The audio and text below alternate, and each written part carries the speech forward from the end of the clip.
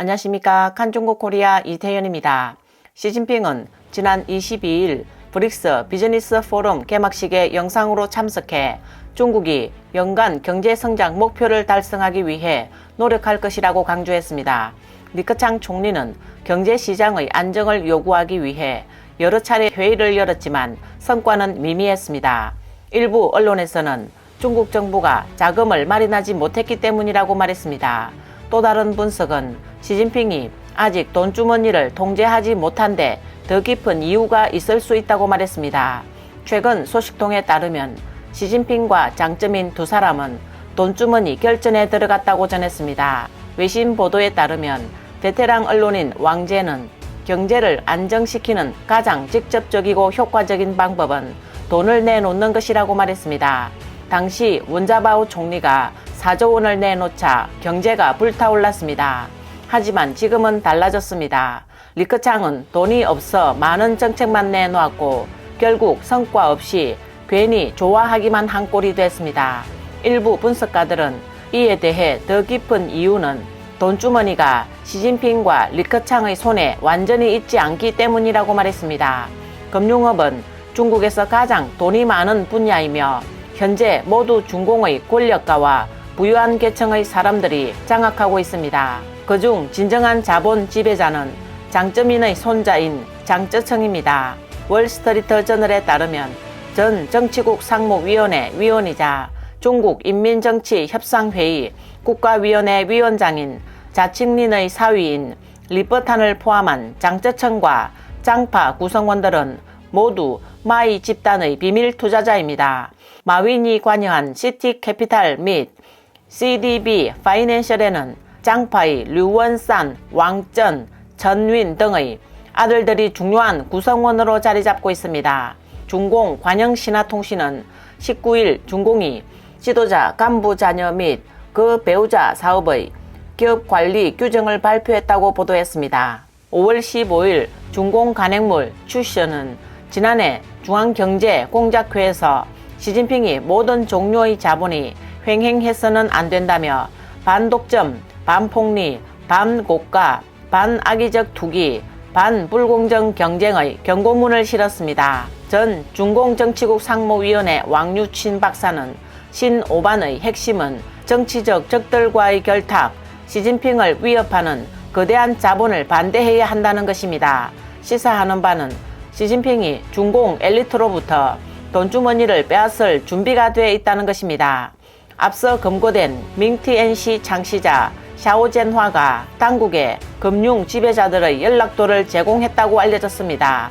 사실이라면 이는 시진핑과 장파 사이의 돈주머니 쟁탈 전의 중요한 시점에 접어들었습니다. 2012년 총칭 사건이 발생한 후 장파와 시진핑 간의 경쟁이 공개됐습니다.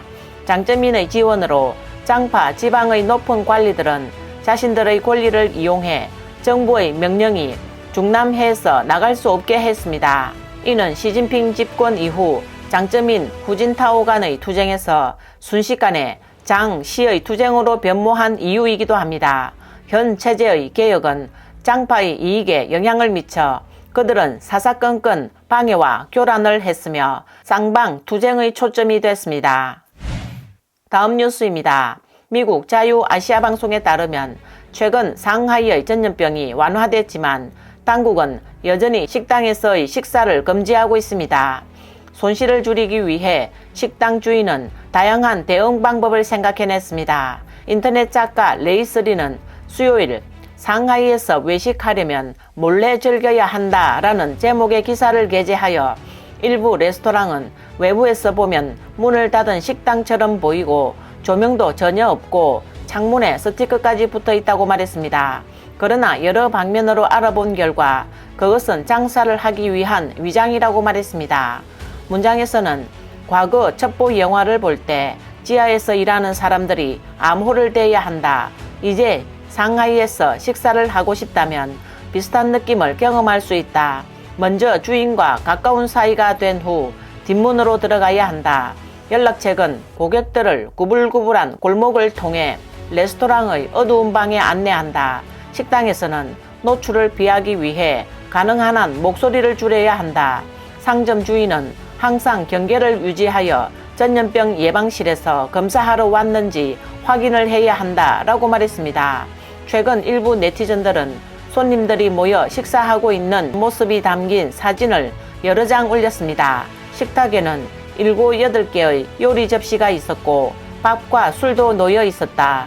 누군가 휴대폰 불을 켜 식탁에 비추자 여주인이 급히 불을 끄며 조용히 하라고 아래에는 방역당국 사람들이 있다고 말했다는 글을 올렸습니다. 네티즌들은 비웃으며 마약도 아니고 밥 한 끼 먹는 것 뿐인데 상하이는 정말 판타지한 곳이다 라고 말했습니다. 또 다른 사진은 패스트푸드점에서 식사를 하고 있는 몇 명의 남성과 여성의 모습이 담겨 있었습니다. 현장의 조명은 매우 어두웠고 반투명한 유리를 통해 밖에는 2명의 경찰관이 식당을 순찰하는 모습을 볼 수 있었습니다. 손님들은 식당 안에서 창문을 통해 경찰 복장을 한 2 남자를 응시하며 방역법 위반이라는 이유로 검거될까 두려워하고 있었습니다.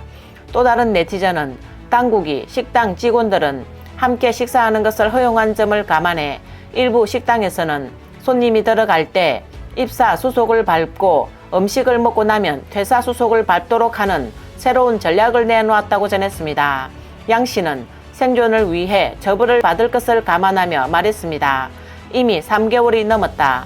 많은 식당들이 버티지 못하고 문을 닫았다. 임대한 가게라면 직원들의 임금도 줘야 하고 집세도 한 달에 수만 위안인데 3개월치 임대료는 상당히 가혹한 것이다 라고 말했습니다. 오늘 뉴스는 여기까지입니다. 구독과 좋아요는 격려입니다. 공유는 나눔의 시작입니다. 시청해 주셔서 감사합니다.